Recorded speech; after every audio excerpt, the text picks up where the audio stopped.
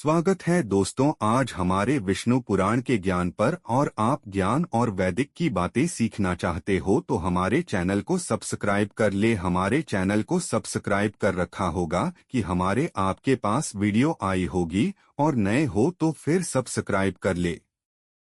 इस वीडियो में हम बात करने वाले हैं वैशाख में पड़ने वाली पूर्णिमा की कुछ ऐसे उपाय जो आप अगर कर लेते हैं तो मन कर चलिए आपका जीवन बदल सकता है। आपके जीवन की तारीख निराले हो सकती है। मैं सौगंध खाता हूँ अगर आप इस वीडियो को पूरा देख लेते हो, अंत तक देख लेते हो तो जो आपको लाभ की प्राप्ति होगी मित्रों वह आप सोच भी नहीं सकते। मित्रों आपको बता दी कि 23 में 2024 को है वैशाखी पूर्णिमा। दोस्तों यह वैशाख महीने में पड़ने वाली वह पूर्णिमा है जिसका बहुत ही बड़ा और विशेष में हिट होता है और यह पूर्णिमा पूरे साल में सिर्फ एक दिन आती है। और दोस्तों आप सभी लोग जानते हो कि इस वैशाख महीने का अगर सबसे बड़ा कोई उपाय है तो वह मिट्टी के कलश वाला उपाय है। यह मिट्टी के जाल वाला उपाय है। तो दोस्तों इस वैशाख महीने के आखिरी दिन मतलब जिस दिन पूर्णिमा की वर्षा की पूर्णिमा पड़ेगी इस दिन आप लोगों को इस मिट्टी के जल वाले उपाय को जरूर करना है। बहुत सारे लोग होंगे ऐसे जिन लोगों ने इस उपाय को न किया हो, मतलब पूरा महीना निकल गया वैशाख का, उन्होंने किसी भी दिन इस मिट्टी के जल वाले उपाय को ना किया हो। पर दोस्तों आपके पास एक आखिरी मौका बचा हुआ है जो कि वैशाखी पूर्णिमा के दिन का है, जो कि 23 में 2024 के दिन की है। तो भाई इस दिन आप लोगों को इस वाले उपाय को मतलब मिट्टी के कलश वाले उपाय को या मिट्टी के जल वाले उपाय को कर लेना है। भले ही अपने पूरे महीने भर इस उपाय को ना किया हो, पर अगर आपने इस वैशाख महीने के आखिरी दिन पूर्णिमा के दिन अगर इस वाले उपाय को कर लिया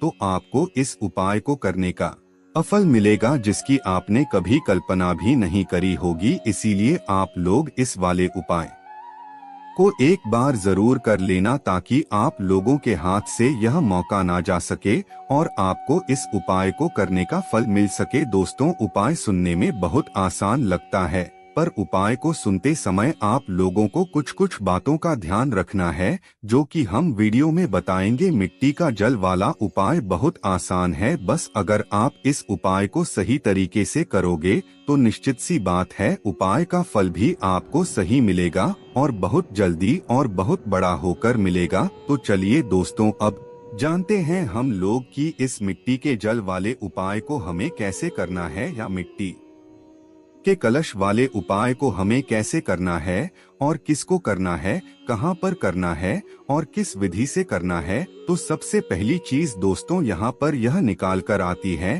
कि इस मिट्टी के कलश वाले उपाय को किसको है। तो देखो यह वाली बात आप सभी लोग जानते हो कि ज्यादातर जो उपाय होते हैं वह घर की बड़ी माताएं बहनें ही करती हैं। उसका कारण क्या है? उसका यह कारण है कि घर की जो बड़ी माताएं बने होती है वह घर की लक्ष्मी होती है, क्योंकि जब घर की लक्ष्मी कोई उपाय करती है तो उसका फल बहुत जल्दी और बहुत बड़ा होकर मिलता है। उसी तरीके से इस वैशाखी पूर्णिमा के दिन अगर इस मिट्टी के कलश वाले उपाय को अगर कोई करेगा तो वह घर की बड़ी माता बहनों में से कोई एक माता बहन करेगी। सभी सदस्य जनों को इस उपाय को करने की जरूरत नहीं है। पहले आपका मतलब मन में होना चाहिए कि घर की बड़ी माताएं बहनों में से कोई भी एक माता धन इस वाले उपाय को करें। अगर किसी कारणवश घर की माताएं बहनें उपाय न कर पा रही हो या वह घर से बाहर गई हुई हो तो उसे जगह फिर घर का कोई बड़ा व्यक्ति भी इस वाले उपाय को कर सकता है। फिर चाहे वह पुरुष ही क्यों ना हो उसे कोई भी फर्क नहीं पड़ने वाला, ठीक है। पर आपकी मुख्य कोशिश माता बहनों की ही होनी चाहिए। उसके बाद में दोस्तों इस मिट्टी के कलश वाले उपाय को आपको करना की समय है, सुबह के समय करना है कि शाम के समय करना है। तो देखो इस वाले आपको सिर्फ और सिर्फ सुबह के समय करना है, शाम के समय नहीं करना है। सुबह सुबह जितना जल्दी हो जाए आप उतना जल्दी उपाय करेंगे तो ज्यादा बेहतर है। बाकी 10-11 बजे तक भी अगर उपाय कर लेते हो, किसी कारणवश लेट हो जाते हो तो आपको उपाय का फल जरूर मिलेगा। बस उपाय को पूरे मन और पूरे विश्वास से करना, आपको उपाय का फल जरूर मिलेगा। उसके बाद में दोस्तों इस मिट्टी के कलश वाले उपाय को हमें कहाँ पर करना है? सीधी सी बात है, शिवजी के मंदिर में जाकर करना है। यह वाला उपाय आपके घर पर नहीं होगा, इसीलिए इस बात का आप लोग विशेष रूप से ध्यान रखना। उसके में दोस्तों अब यहाँ पर बात आती है कि इस मिट्टी के कलश वाले उपाय को या इस मिट्टी के जल वाले उपाय को करने की विधि क्या है, हमें कैसे यह जल को तैयार करना है, इस जल को कहाँ पर रखना है, कितने समय तक रखना है। अभी तक लोगों के मन में बहुत सारे प्रश्न है इस उपाय को लेकर, और कहीं ना कहीं लोगों के मन में यह बात चलती रहती है कि अगर हमें उपाय से मतलब कोई गलती हो गई तो हमें उपाय का फल नहीं मिलेगा। और अब तो हमारे पास उपाय को करने का आखिरी मौका है, क्योंकि के महीने के बाद इस उपाय को करने का उतना फल मतलब मिलेगा तो मिलेगा, पर पंडित जी ने बोला है इसके महीने में इस वाले उपाय का आपको ज्यादा फल मिलेगा। तो अब दोस्तों यहाँ पर बात आती है इस उपाय को करने की। इस उपाय को कैसे करना है, विधि क्या है इसकी, तो देखो सबसे पहले जिसको हमें मिट्टी का कलश चाहिए, क्योंकि मिट्टी कलश वाला उपाय है। उसके बाद में मिट्टी का जल चाहिए, मिट्टी का जल वाला उपाय है। तो सीधी सी बात है दोस्तों, इस उपाय में आपको एक ऐसा पत्र चाहिए मिट्टी का हो, जो कि मिट्टी का हो, चाहे वह मिट्टी का मटका हो सकता है, चाहे वह मिट्टी का दिया हो सकता है, चाहे वह मिट्टी का कोई भी ऐसा पत्र हो सकता है जिसके अंदर आप लोग यह वाला उपाय कर सकते हो। तो कोई भी एक मिट्टी का पत्र लेना, उसे मिट्टी के पत्र के अंदर आपको शुद्ध जल भरना है। अब दोस्तों यहाँ पर यह वाला उपाय रात के समय से शुरू होगा, मतलब आप जैसे कि जिस भी दिन यह वाला उपाय कर रहे हो, जैसे 23 मई को वैशाखी पूर्णिमा पड़ रही है, तो उसे दिन सुबह सुबह आप इस उपाय को करोगे। तो एक दिन पहले मतलब 22 मई की रात्रि में आपको यह उपाय शुरू करना पड़ेगा, मतलब मिट्टी का जल भर कर रखना पड़ेगा, क्योंकि इस मिट्टी के जल को हमें पूरी रात भर कर रखना है। उसी के बाद हम इस उपाय में प्रयोग अगर आपने सुबह के सुबह मिट्टी के पत्र में भारत और सुबह के सुबह ले गए तो उतना फल नहीं मिलेगा, पर रात्रि में अगर आप लोग भर कर रखोगे और सुबह लेकर जाओगे तो उसका आपको निश्चित ही बहुत ही बड़ा और बहुत अच्छा फल मिलेगा। तो आपको करना क्या है, जब भी उपाय करो इस वैशाख के महीने में, विशेष रूप से वैशाख महीने की पूर्णिमा के दिन, तो उसके एक दिन पहले मतलब कि 22 मई को आप लोगों को रात्रि में एक मिट्टी का पत्र लेना है। नहीं हो तो खरीद कर ला सकते हो, और अगर है तो पहले से भाई आप उसके अंदर शुद्ध जल भरो। शुद्ध जल भरना है, इस बात का शाम के समय भी भर सकते हो और रात्रि के समय भी भर सकते हो, ठीक है। बस ध्यान रखना कि 10 से पहले पहले आप लोग भर देना, और ज्यादा भी लेट हो जाए तो भी रात्रि को 12 से पहले पहले आप अपने उसे मिट्टी के पत्र के अंदर जल भर देना। अब यहाँ पर यह सवाल भी आता है कितना जल भरना है, तो देखो प्रतिदिन आप 1 लोटा जल शिवजी के शिवलिंग के ऊपर चढ़ने के लिए जाते होंगे, तो उसे लोट के अंदर जितना आपका जल बन जाए उतना जल आप उसे मिट्टी के पत्र के अंदर डाल लेना, ठीक है। ऐसा भी मत करना कि सिर्फ 1 कटोरी जल भर लिया। आपका 1 लोटा है जिससे आप शिवजी जल चढ़ाते हो, वह लोट के अंदर जितना जल भर जाए उतना जल आप उसे मिट्टी के पत्र के अंदर डाल लो या मिट्टी के कलश के अंदर डाल लो, ठीक है। जैसे ही आप लोग इस जल को मिट्टी के कलश के अंदर डाल देते हो, आपका यहाँ पर आधा काम हो जाता है, ठीक है। अब इसको आपको छूना भी नहीं है, कुछ नहीं करना है। बहुत सारे लोग यहाँ पर एक गलती कर देते हैं कि वह इस कलश के अंदर हाथ डाल देते हैं या छू लेते हैं। तो भाई आप बाहर से तो छू सकते हो, जल को अंदर भी डाल सकते हो, पर उसके अंदर के पानी को छूना मत, उंगली डालकर मत छूना, और ना ही उसे खुला है ना। जैसे कि आपने इस मिट्टी के कलश को भारत भरने के बाद इसको आपको रखना भी एक स्थान पर है, जो कि आपके घर का रसोई घर होगा, जहाँ पर आपका पीने का पानी रखा जाता है, बिजली का स्थान होता है, वहाँ पर जाकर आपको इस मिट्टी के पात्र को रखना है, मिट्टी के कलश को रखना है, और इसके अंदर उंगली नहीं डालना है। इस पानी को जैसे ही आप लोग मिट्टी के पत्र के अंदर मतलब पानी डाल दें, उसके बाद इस पानी को छूना नहीं है, कहना उंगली डालकर नहीं छूना है, और इस पत्र को ढक कर रखना है, खुले में नहीं रखना है।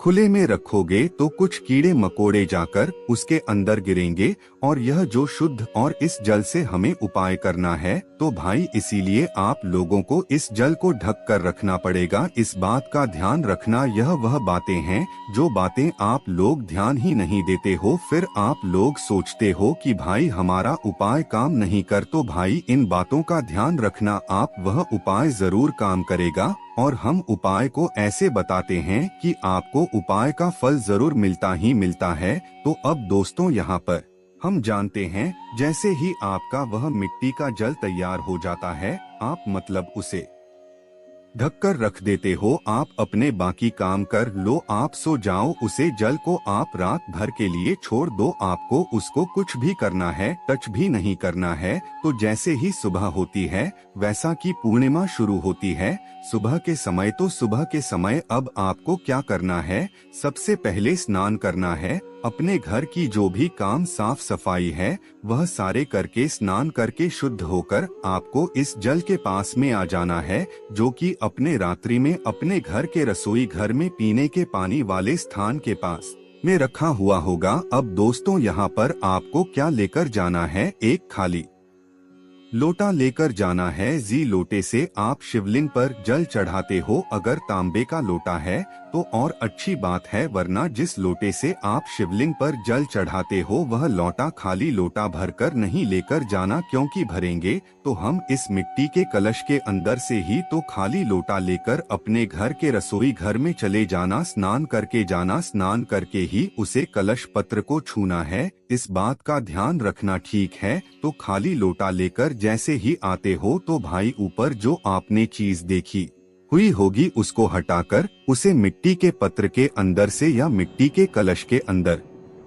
से, जिस भी पत्र के अंदर चाहे वह दिया ही क्यों ना हो, मिट्टी का उसके ऊपर मतलब उसके अंदर से आप जल अपने लोट के अंदर डाल लो, ठीक है। अब दोस्तों बहुत सारे लोग क्या सोचते हैं कि भाई हमने जो है मिट्टी के अंदर, यह मिट्टी के कलश के अंदर जल भरा है, तो हम इसी ऐसे के ऐसे ही जो है इस जल को उठाकर लेकर जाएं और शिवजी के मंदिर पहुंच जाएं, ठीक है। पर वैसा नहीं करना है, आपको मिट्टी के कलश के अंदर मात्रा रात भर के लिए जल भर कर रखना है, उसको साथ में लेकर नहीं जाना है, आपको मात्र उसके जल को साथ में लेकर जाना है। और उसे जल को कैसे साथ में लेकर जाओगे, अपने साथ में खाली लोटा रखकर लेकर जाओगे, उसे लोट के अंदर आप इस मिट्टी के जल को भरोगे, भरने के बाद फिर आपको यह जो जल है यह तैयार हो जाता है ना। और उपाय सुबह के समय होगा, जितना जल्दी हो सकता है उतना जल्दी उपाय को करने की कोशिश। तो भाई क्या अब सिर्फ हम एक लोटा जल लेकर चले जाएं शिवजी के मंदिर में, इस मिट्टी के जल को लेकर चले जाएं, नहीं कुछ पूजन सामग्री भी जरूर लेकर जाना। देखो एक लोटा जल तो हम लेकर जा